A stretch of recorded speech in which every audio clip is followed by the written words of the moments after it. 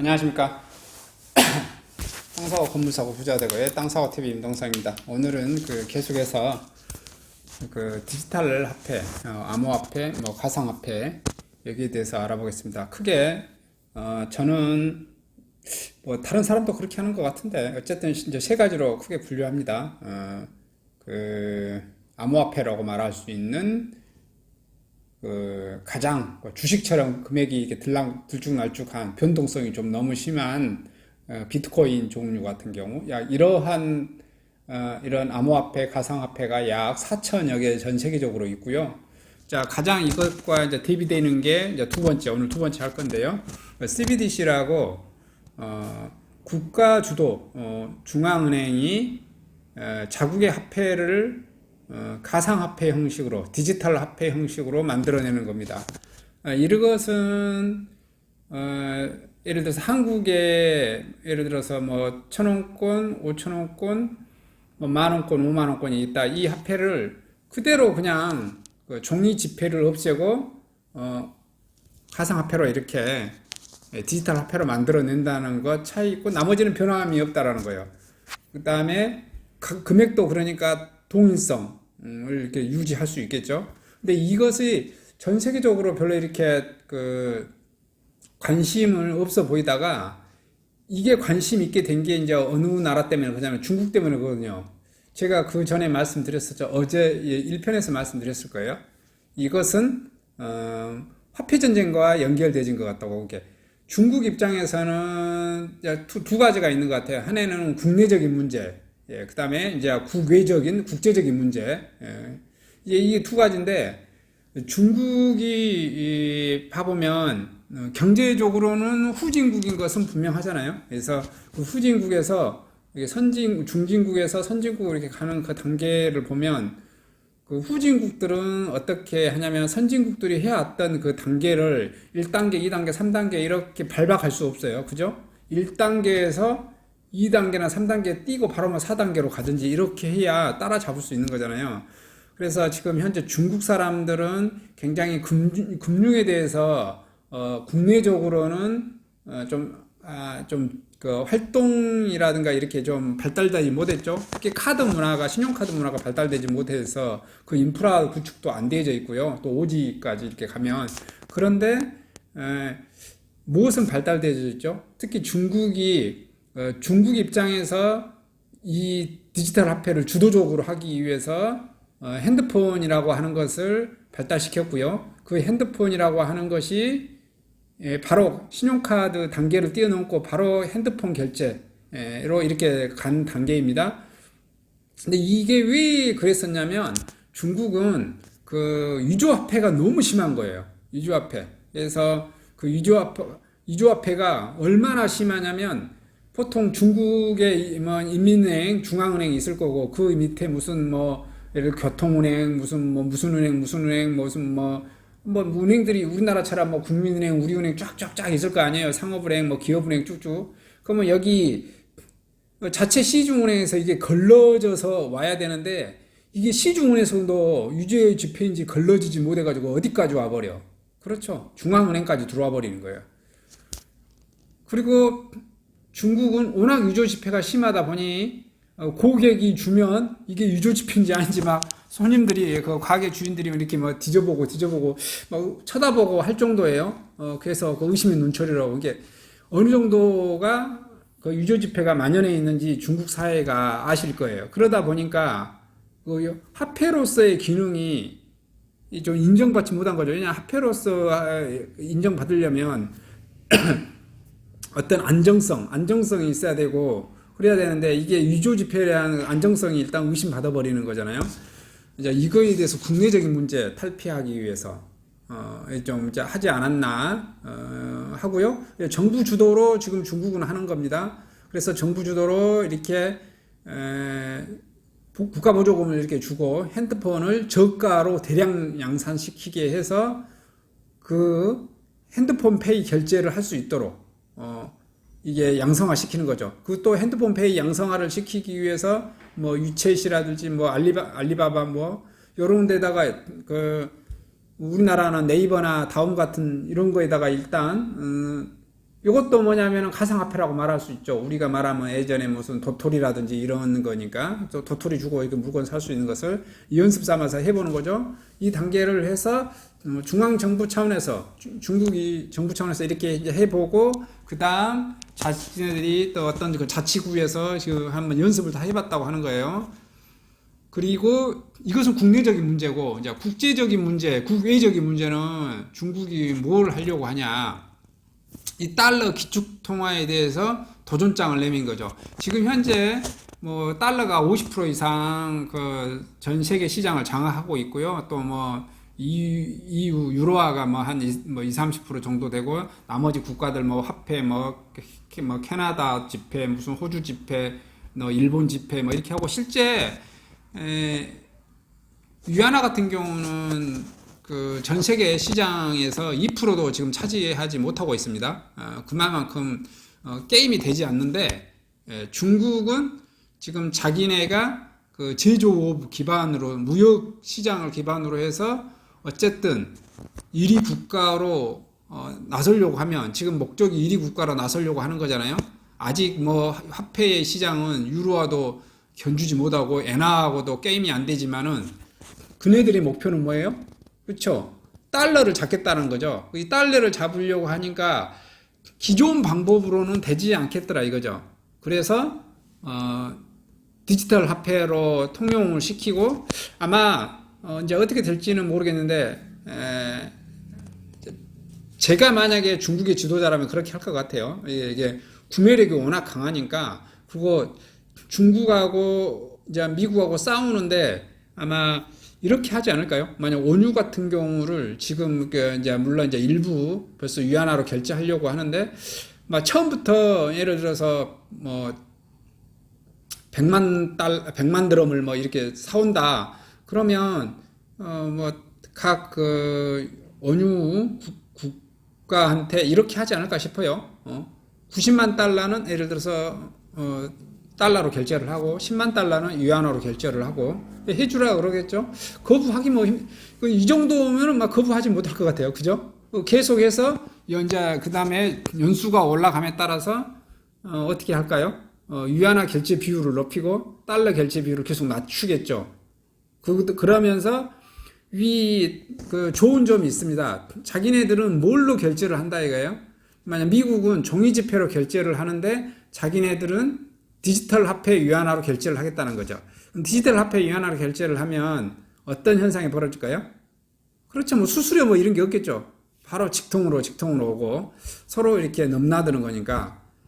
그리고 그런 전 시스템 하하고 또 지금 현재 서서히 중국에 있는 중국 공산당의 급여, 그 다음에 공무원들 급여, 군인들의 급여를 아마 지금 현재 종이 지폐인 위안화로 예를 들어서 처음에 90% 줬다가 10%는 디지털 화폐로 줬다가 해마다 연수가 변해가면서 디지털 화폐인 위안화로 금액을 높이고 결국에는 이게 이제 5년 만에 할지 10년 만에 할지 20년을 할지 모르지만은 어쨌든 가속화시켜서 디지털 화폐가 전부 통용되게 하고 종이 지폐인 위안화는 다 퇴출시켜버리는 이렇게 해버리겠다 이거죠.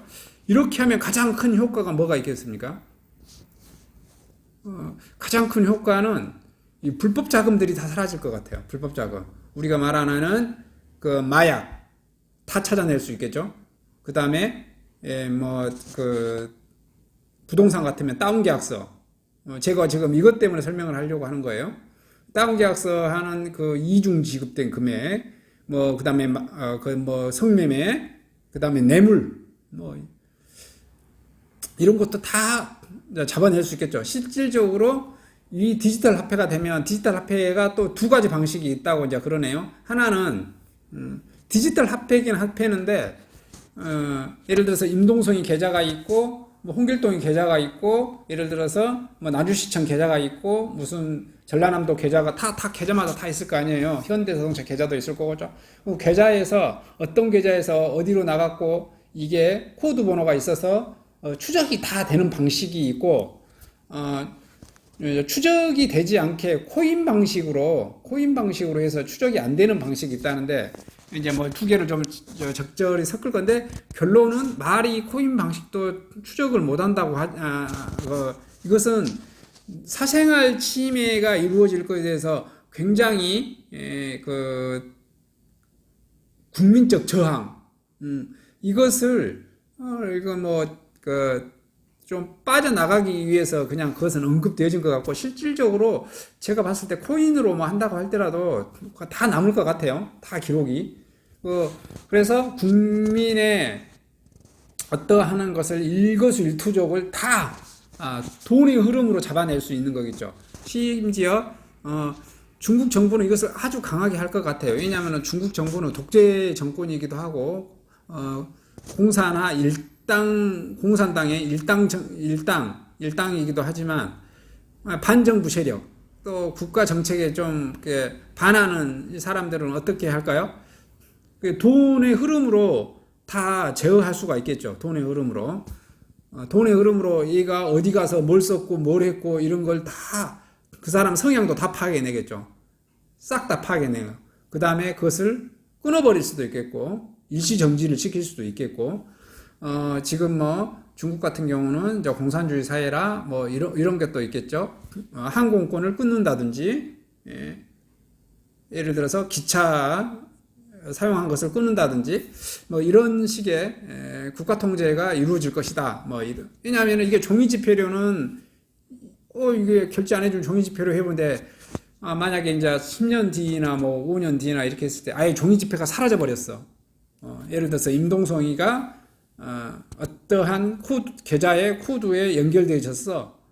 그런데 내가 반정부하거나 자꾸 그 정부가 하는 거에서 이게 발목을 잡아. 눈에 가시 같은 인간이라면 정부 쪽에서는 어떻게든지 그 제재를 가하겠죠. 그리고 돈의 흐름을 보면 그 사람이 어디서 뭘 했고 이렇게 다 추적이 되어지는 거니까 그래서 그런 형태가 나와줄 것 같아요. 그러면 지금 중국이 그 디지털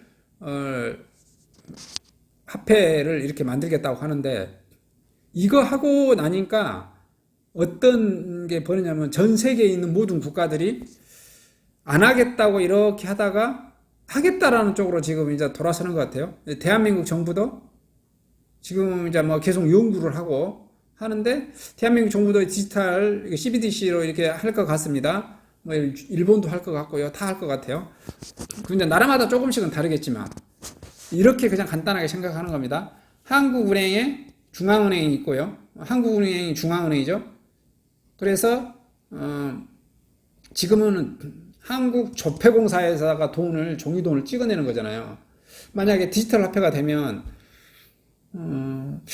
조폐공사가 사라질 수도 있겠다는 생각이 들어요. 그 조폐공사가 아예 사라지고 조폐공사에 해당되는 부서가 한국은행의 어떤 일반 부서로 들어올 것 같아요. 왜냐하면 이거 그냥 컴퓨터로 만들어내는 거 아니에요? 그리고 한국은행에서 어떻게 되어진다? 돈을 만들어내서 뭐 국민은행, 우리은행, 예를 들어서 기업은행, 산업은행 이런 식으로 강주은행, 전북은행 이렇게 막 부산은행 내려 보내줄 거라 이거예요. 그죠? 그리고 우리는 그런 은행 또는 뭐 저축은행이나 새마을금고라든지 농협이라든지 이런 곳을 통해서 이렇게 할 것인데 이제 지금 제가 여기서 말하려고 하는 게 부동산 문제예요. 그러면 만약에 종이지폐가 싹 다 사라졌어. 그리고 디지털 화폐만 있다고 생각해봐요. 그렇게 되면 다운 계약서란 걸 쓸 수가 없을 것 같아요. 부동산에서. 다운 계약서가 쓰지 못하면 실질적으로 이렇게 되어집니다.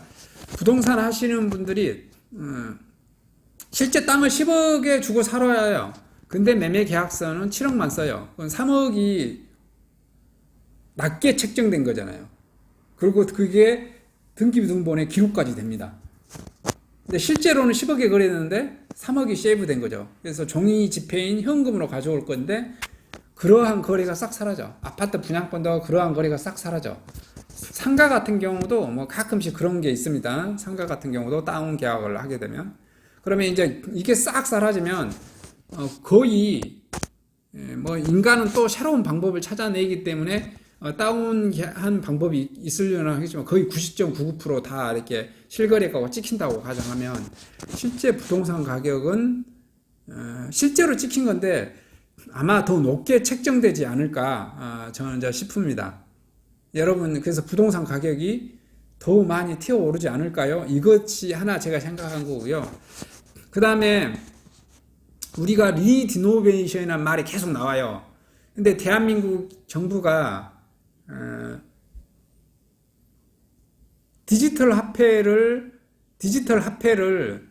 하면서 리디노베이션을 강행할 수 있는 여지가 저는 굉장히 많다고 봐요. 왜 그러냐면 생각을 해보세요. 종이 지폐로 하면은 일단 예를 들어서 1000대 1의 비율로 뭐냐면은 화폐를 바꿨다고 쳐요. 리니노베이션 했다고 쳐요. 그럼 1000원이 1원이 돼야 되는 거잖아요. 그러면 뭐 금액 단위를 1환으로 하든지 그래서 1환 종이 지폐를 만들어내야 돼요. 1환 종이 지폐를 만들어내고 그거 하려면 한국조폐공사도 다 뜯어 고쳐야 되고 그 다음에 전국에 있는 은행 CD기도 다 뜯어 고쳐야 되고 그것을 한 날짜에 동시에 해야 된단 말이에요. 그죠? 그거 얼마나 사회적으로 많은 비용이 들겠어요. 그런데 제가 봤을 때는 디지털 화폐가 된다고 하면은 만약에 디지털 화폐를 대한민국 정부가 한 방에 바꿔. 근데 한 방에 바꾸기는 제가 보기에는 어려울 거는 같아요. 여러분 한 방에 바꾸기는 어렵겠죠. 예를 들어서 2020년부터 예를 들어서 2025년에 갑자기 종이지폐 화폐를 싹 없애고 자 2025년 1월부터는 무조건 디지털 화폐만 쓴다. 이렇게 강행하기가 굉장히 어렵지 않을까 싶어요. 이게 제 개인적인 생각은 예를 들어서 초창기에 디지털 화폐 발행 물량을 예를 들어서 대한민국 정부가 1000조 원을 찍어낸다. 대한민국 조폐공사 1000조 원을 찍어낸다고 하면은 한 500조 정도는 예를 종이지폐로 찍어내고 500조를 디지털 화폐로 이렇게 발행을 할 수 있겠죠. 그리고 그 다음에 연도가 흐르면서 60%는 디지털 화폐로, 40%를 종이지폐로 계속 이제 그 비율을 디지털 화폐로 올리고 종이지폐를 떨어뜨릴 거란 거예요. 그리고 몇 년이 흐르면 예를 들어서 계속 이제 나이 드신 분도 적응하라고 하겠죠. 근데 그 나이 드신 분 같은 경우는 그것을 이제 어떻게 해결할지는 모르겠습니다만은 하여튼 5년이 됐든 10년이 됐든 디지털 화폐로 싹 다 바뀌었다고 쳐요. 디지털 화폐로 싹 바뀌는 순간 리디노베이션은 바로 전격적으로 시행할 수 있을 것 같다는 생각이 들어요. 여러분 어떻게 생각하십니까? 왜냐하면은 그건 상관없는 거잖아요. 그냥 전산상에 있고 핸드폰 상에 있는 거예요. 그렇게 되면 그 다음 문제는 어떻게 되냐? 이거 종이화폐하고 디지털 화폐에 대한 문제가 아니라 리디노베이션이 나오면 부동산 가격이 폭등한다는 것을 사실은 알죠. 여러분 그 리디노베이션에 대해서 또 그 전에 제가 썼던 강의를 했었던 것도 있고요. 다른 사람 강의를 보시면 대체적으로 리디노베이션을 하게 되면 금액이 급격히 오릅니다. 왜 그러냐면은 950원 하던 것을 예를 1000대 1로 다운시키면 무조건 1원이 되는 거잖아요. 700원 하던 것도 어떻게 돼요? 리디노베이션을 하면 그냥 환이 된다든지 다 이렇게 되는 것만. 그 다음에 1250원으로 된 건 어떻게 해요? 1환으로 할 수 없잖아요. 예를 들어서 1대 1000으로 하면서 우리가 원이라는 단위를 환으로 바꿨다고 쳤을 때 바로 그 친구는 어떻게 돼? 2환이 되겠죠. 그러면 물가 상승률이 엄청나게 이루어질 거라고요. 그죠? 그렇게 해서 그렇게 되면 어떻게 돼요? 부동산 가격이 폭등해요. 그리고 다운 계약서 안 써서 부동산 가격이 굉장히 빠른 금액 자체로 올라갈 것이다. 그래서 부동산을 보유하고 있는 사람들이 저는 그 해지 기능도 있어서 금액이 올라갈 걸로 생각되어지는데요. 이제 대신 세금을 왕창 또 좀 두드러 맞겠죠. 예를 들어서 매매를 이루어지면서 아까 생각했죠. 우리가 만약에 실제 토지를 10억에 팔았는데 현재는 그런 유혹을 계속 느끼죠. 매매 계약서를 7억에 쓰고 3억은 현금으로 가져오라는 거. 근데 그런 현상이 이제는 앞으로는 불가능할 거란 말이에요. 디지털 화폐가 완전히 정착되면. 그리고 이것만 말고도 그다음에 개인 자영업자들이 하는 세원들이 전부 다 노출되겠죠. 신용카드 많이 쓰라고 하고 연말정산에 해주겠다는 것도 대한민국 정부가 뭘 하는 거예요? 세원을 잡아내겠다는 거죠. 그래서 아마도 디지털 화폐가 되면 세금 추징을 엄청 철저히 할 것이다. 꼭 그 정부가 어떤 사람은 반정부 사람들 잡아내는 거 빼놓고도 세금 추징 하나는 정말로 속속이 다 잡아낼 수 있는 그런 사회가 되지 않을까. 그리고 부동산 가격은 더 빠른 속도로 올라가지 않을까. 그리고 세금이 부과되면 어떻게 된다? 매도인은 매수인한테 그 세금을 떠넘기고 싶은 욕망이 항상 생깁니다. 왜냐하면 내가 팔았는데 내가 5억 주고 샀어요. 예를 들어서 그래서 예를 들어서 10억에 팔았는데 세금이 막 절반이야. 나 얼마 안 돼. 그러면 어떻게 돼? 매도인은 야 11억이라 더 주라. 이렇게 세금 부분을 네가 더 따놔라. 이런 식이 이렇게 되어진다는 거예요. 그래서 부동산 가격이 저는 더 빠른 속도로 더 올라갈 것 같다. 저는 이렇게 추정을 합니다.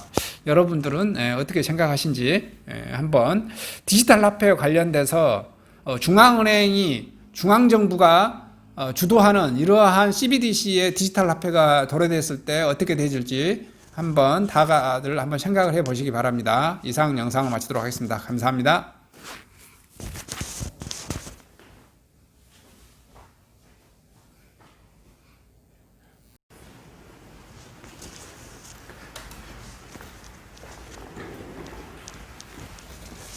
안녕하십니까?